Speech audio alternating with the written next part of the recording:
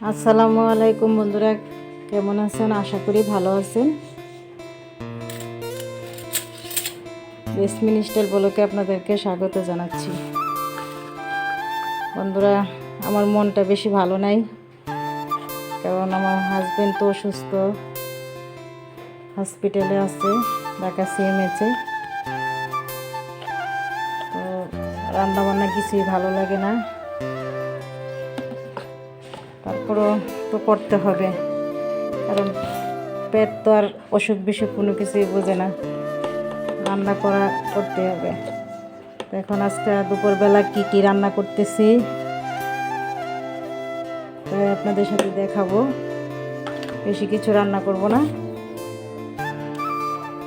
তো রান্নার আগে একটু আমরা কেটেছিলাম, তাই মরিচের গুঁড়া এবং লবণ দিয়ে মাখিয়ে একটু খেয়ে নিচ্ছি, তারপরে রান্না করব। কি কি রান্না করলাম আপনাদেরকে দেখাবো। এই যে দেখেন বন্ধুরা, আমার মন খারাপ, সেই জন্য আমার বোনের মেয়ে আসছে আমার একটু হেল্প করার জন্য। বলতেছে, খালামণি তোমার একটু কেটে কুটে দেই। তো ভেন্ডি কাটতেছে, ভেন্ডি ভাজি করব। তো কি করি আপনারা দেখেন, দুই খালা বঞ্জি মিল্লা রান্না বান্না করতেছি। এই যে বন্ধুরা দেখেন, আমাকে বাসায় নিয়ে আসছে। উনি হসপিটালে থাকতে রাজি না, এই জন্য ওনাকে এখন বাসায় নিয়ে আসছি। বাসায় ওনার ট্রিটমেন্ট চলবে। হ্যাঁ, একটু তাকাও, দেখো আমার দর্শকরা তোমারে।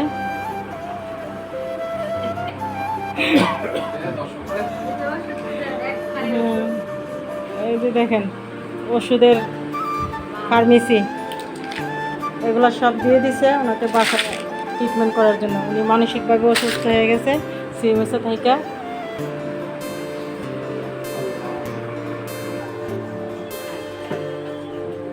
গ্যাস উপরের চুলাতে গ্যাস একেবারেই কম, এই যে দেখেন বন্ধুরা, একদমই কম। তাই মাছটা ভাজি করতেছি উপরে, ভাজি করে নিই।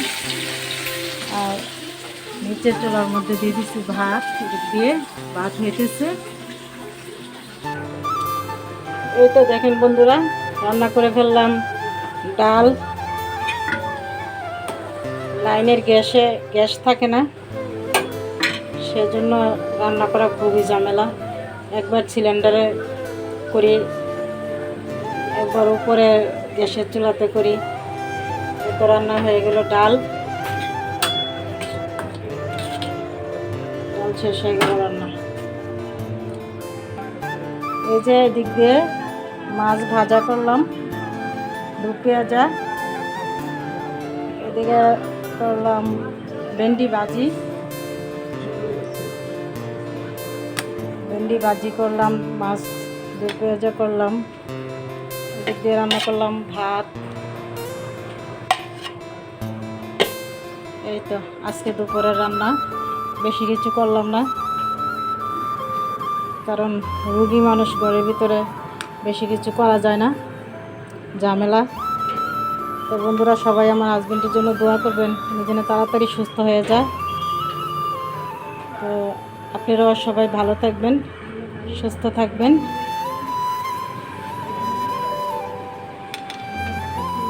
এটাই আশা।